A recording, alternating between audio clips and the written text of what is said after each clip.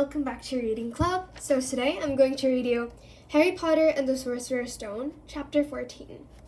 Chapter 14, Noba the Norwayn Witchback. Quirrell, however, must have been braver than they thought. In the weeks that followed, he did seem to be getting paler and thinner, but it didn't look as though he'd cracked yet. Every time they passed the third-floor corridor, Harry, Ron, and Hermione would press their ears to the door to check that Fluffy was still growling inside. Snape was sweeping about in his usual bad temper, which surely meant that the stone was still safe. Whenever Harry passed Quirrell these days, he gave him an encouraging sort of smile, and Ron had started telling people off for laughing at Quirrell's stutter. Hermione, however, had more on her mind than the Sorcerer's Stone. She had started drawing up study schedules and color-coding all her notes. Harry and Ron wouldn't have minded, but she kept nagging them to do the same. Hermione, the exams are ages away. 10 weeks, Hermione snapped. That's not ages. That's like a second to Nicholas Flamel. But we're not 600 years old, Ron reminded her. Anyway, what are you studying for? You already know it all. What am I studying for? Are you crazy? You realize we need to pass these exams to get into the second year?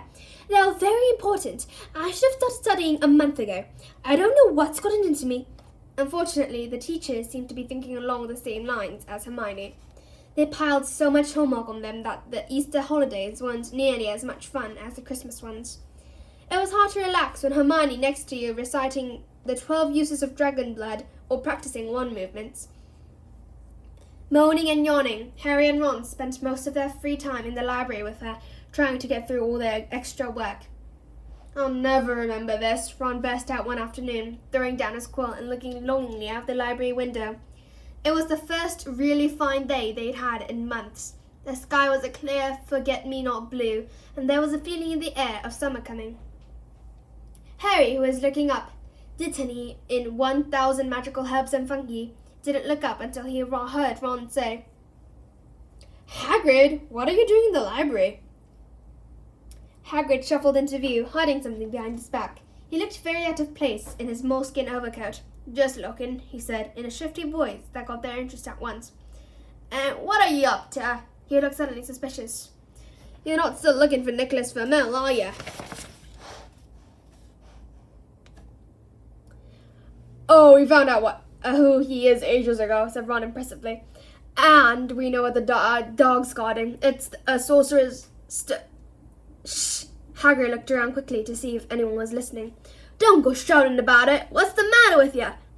There are a few things we wanted to ask you, as a matter of fact, said Harry, about what's guarding the stone apart from Fluffy. Shh! Said Hagrid again.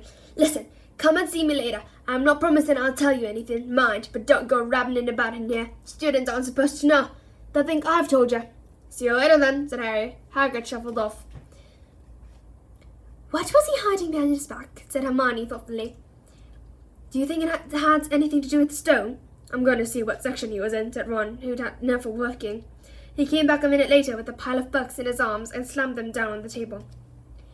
Dragons, he whispered. Hagrid was looking up stuff about dragons. Look at this. Dragon species of Great Britain and Ireland. From egg to inferno, a dragon keeper's guide. Hagrid's always wanted a dragon. He told me so the first time I ever met him, said Harry.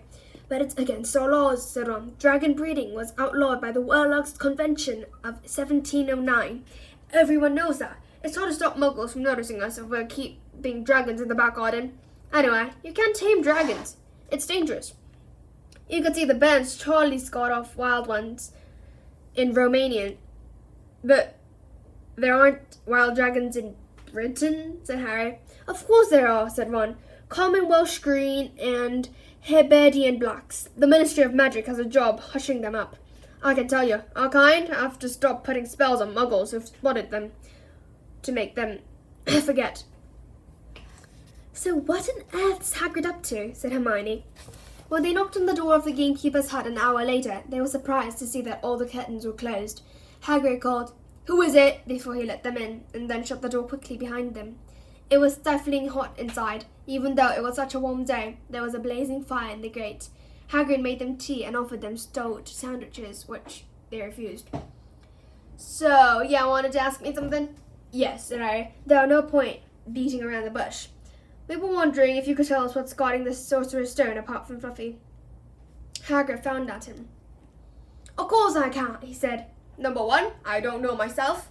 Number 2, yeah, I know too much already, so I wouldn't tell you if I could. That stone's here for a good reason. It was almost stolen out of Gringotts. I suppose you worked that out and all. Beats me how you even know about Fluffy." "Oh, come on, Hagrid, you might not want to tell us, but you do know. You know everything that goes on around here," said Hermione in a warm, flattering voice. Hagrid's beard twitched and they could tell he was smiling. "We only wondered who had done the guarding, really," Hermione went on. "We wondered who Dumbledore had trusted enough to help him, apart from you." Hagrid's chest swelled at these last words. Harry and Ron beamed at Hermione. "Well, I don't suppose it could hurt to tell you that. Let's see. He borrowed Fluffy from me. Then some of the teachers did enchantments. Professor Sprout, Professor Flitwick, Professor McGonagall. He took them off his fingers. Professor Quirrell. And Dumbledore himself did something, of course. Hang on, I've forgotten someone. Oh yeah, Professor Snape." "Snape? Yeah, you're not still about that. Oh yeah, look, Snape helped protect the stone. He's not about to steal it." Harry knew Ron and Hermione were thinking the same as he was. If Snape had been in on protecting the stone, it must have been easy to find out how the other teachers had guarded it. He probably knew everything, except, it seemed, Quirrell's spell and how to get past Fluffy. "You're the only one who knows how to get past Fluffy, aren't you, Hagrid?" said Harry anxiously. "And you wouldn't tell anyone, would you? Not even one of the teachers?" "Not a soul knows except me and Dumbledore," said Hagrid proudly. "Well, that's something," Harry muttered to the others. "Hagrid, can we have a window open? I'm boiling." "Can't, Harry. Sorry," said Hagrid. Harry noticed him glance at the fire. Harry looked at it too. "Hagrid, what's that?" But he already knew what it was. In the very heart of the fire, underneath the kettle, was a huge black egg. "Ah," said Hagrid, fiddling nervously with his beard. "That's, Where did you get it, Hagrid?" said Ron, crouching over the fire to get a closer look at the egg. "It must have cost you a fortune." "Won it," said Hagrid. "Last night. I was down in the village having a few drinks and got into a game of cards with a stranger. Think he was quite glad to get rid of it, to be honest." "But what are you going to do with it when it hatched?" said Hermione. "Well, I've been doing some reading," said Hagrid, putting a larger book from under his pillow. "Got this out of the library, Dragon Beating for Pleasure and Profit. It's a bit out of date, of course, but it's all in here. Keep digging the fire, 'cause their mothers breathe on him, see, and when it hatches, feed it on a bucket of brandy mixed with chicken blood every half hour. And see here, now, to recognize different eggs, what I got there is a Norwegian Ridgeback. They're rare, them." He looked very pleased with himself, but Hermione didn't. "Hagrid, you live in a wooden house," she said. But Hagrid wasn't listening. He was humming merrily as he stroked the fire. So now they had something else to worry about. What might happen to Hagrid if anyone found out he was hiding an illegal dragon in his hut? "I wonder what it's like to have a peaceful life," Ron sighed, as evening after evening they struggled through all the extra homework they were getting.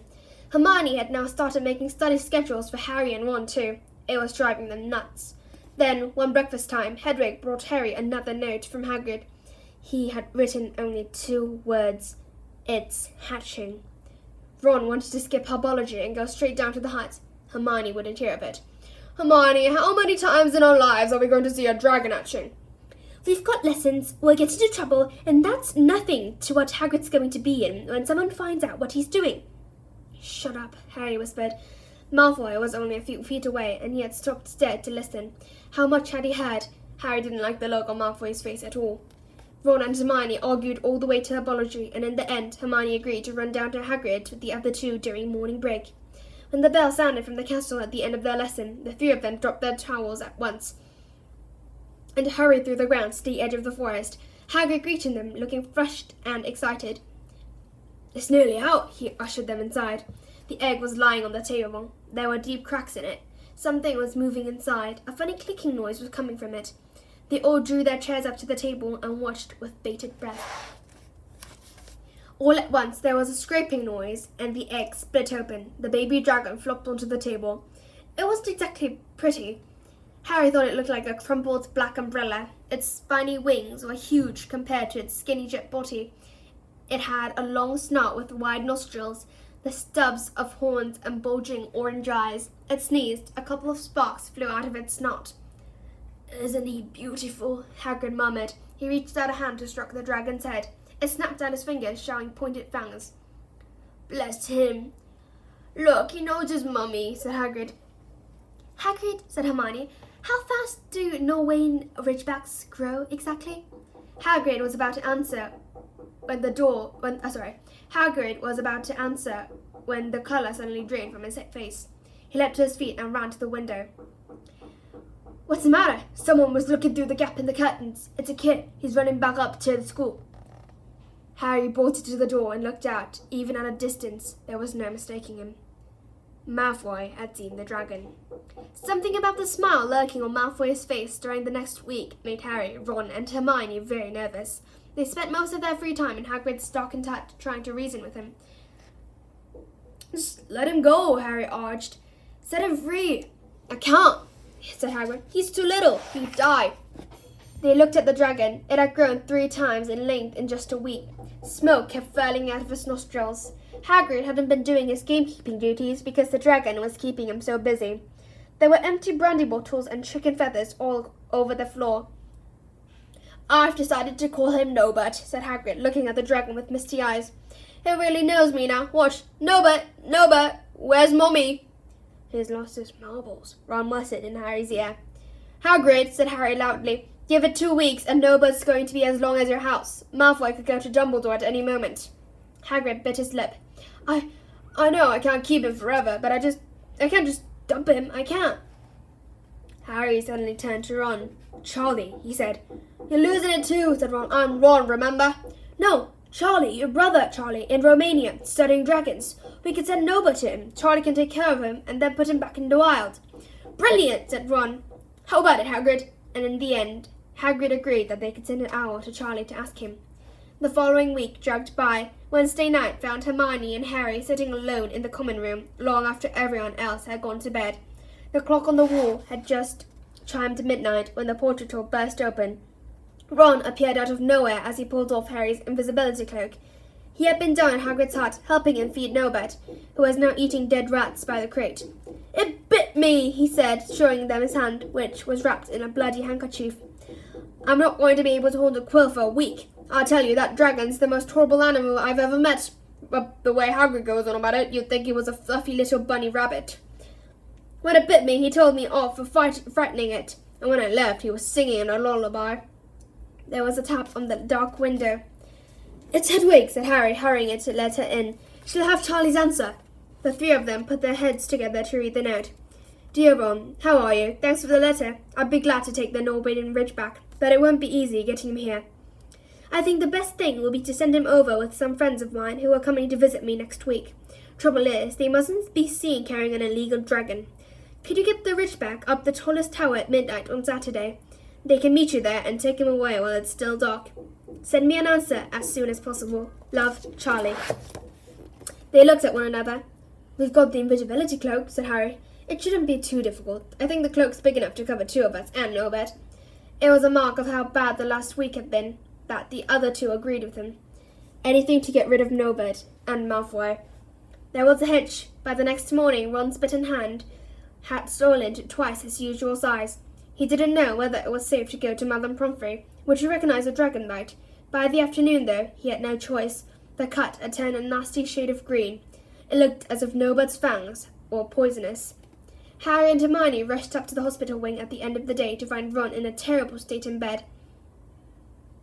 "It's not just my hand," he whispered, "although that feels like it's about to fall off. Malfoy told Madame Pomfrey he wanted to borrow one of my books so he could come and have a good laugh at me. He kept threatening to tell her what really bit me. I've told her it was a dog, but I don't think she believes me. I shouldn't have hit him at Quidditch match. That's why he's doing this." Harry and Hermione tried to calm Ron down. "It'll be over at midnight on Saturday," said Hermione, but this didn't soothe Ron at all. On the contrary, he sat bolt upright and broke into a sweat. "Midnight on Saturday," he said in a hoarse voice. Oh no, I've just remembered. Charlie's letter was in that book Malfoy took. He's going to nowhere getting rid of Nobert. Harry and Hermione didn't get a chance to answer. Madame Pomfrey came over at that moment and made them leave, saying Ron needed sleep. It's too late to change the plan now, Harry told Hermione. We haven't got time to send Charlie another owl, and this could be our only chance to get rid of Nobert. We'll have to risk it, and we have got the invisibility cloak. Malfoy doesn't know about that. They found Fang, the boarhound, sitting outside, with a bandaged tail when they went to tell Hagrid, who opened a window to talk to them. I won't let you in, he puffed. Nobert's at a tricky stage, nothing I can't handle. When they told him about Charlie's letter, his eyes filled with tears, although that might have been because Nobert had just bitten him on the leg. Ah! It's alright, he only got my boot. Just playing. He's only a baby after all. The baby banged his tail on the wall, making the windows rattle. Harry and Hermione walked back to the castle, feeling Saturday couldn't come quickly enough. They would have felt sorry for Hagrid when the time came for him to say goodbye to Nobert if they hadn't been so worried about what they had to do. It was a very dark, cloudy night, and they were a bit late arriving at Hagrid's hut because they'd had to wait for Peeves to get out of their way in the entrance hall, while he'd been playing tennis against the wall. Hagrid had Nobert packed and ready in a large crate. He's got lots of wraps and some brandy for the journey, said Hagrid in a muffled voice, and I've packed his teddy bear in case he gets lonely. From inside the crate came ripping noises that sounded to Harry as though the teddy was having his head torn off. Bye-bye, Nobert, Hagrid sobbed, as Harry and Hermione covered the crate with the invisibility cloak and stepped underneath it themselves. Mummy will never forget you. How they managed to get the crate back up to the castle, they never knew. Midnight tickled nearer as they heaved Nobert up the marble staircase in the entrance hall and along the dark corridors. Up another staircase, then another. Even one of Harry's shortcuts didn't make the work much easier. Nearly there, Harry panted as they reached the corridor beneath the tallest tower. Then, a sudden movement ahead of them made them almost drop the crate.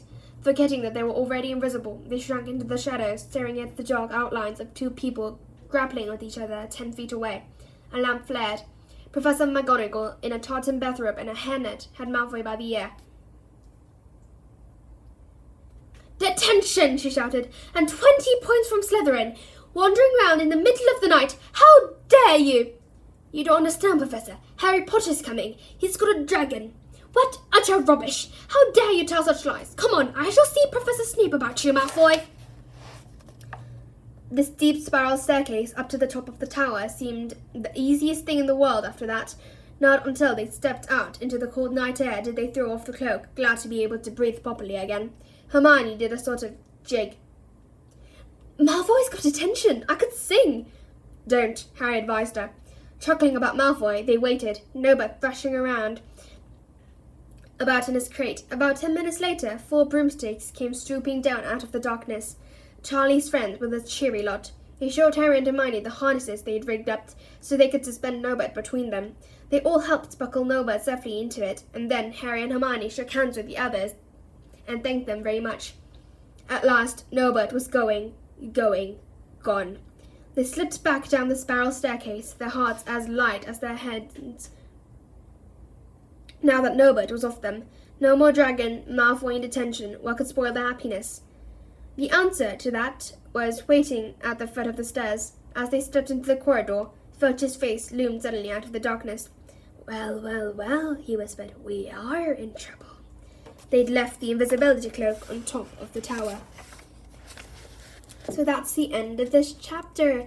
I hope you enjoyed it, and if you did, please click many likes and subscribe Reading Club, so I'll come back later with a new and improved channel. Thank you for listening.